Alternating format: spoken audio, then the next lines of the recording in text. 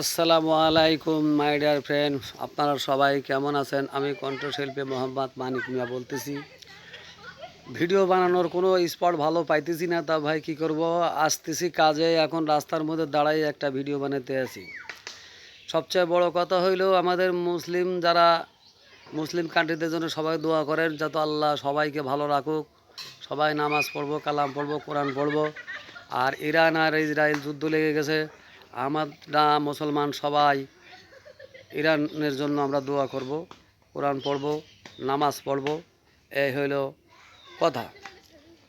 তা জেরুজালেমের মুখাপেক্ষী মুসলিম কান্ট্রি যারা আছেন সবাই মিলে এখন জেরুজালেমের অত্যাচারী আমরা আর সহ্য করব না। আমরা মুসলিম ভাইরা যারা আছি সবাই মিলে একসাথে কাঁধে কাঁধে হাত মিলিয়ে একসাথে কাজ করব। জেরুজালেমের অত্যাচারী আর সহ্য করা যাবে না। জিতবে এবার ইরান সরকার জিতবে এবার ইনশাল্লাহ ইরান সরকার জিতবে, ইনশাল্লাহ ইরান সরকার জিতবে।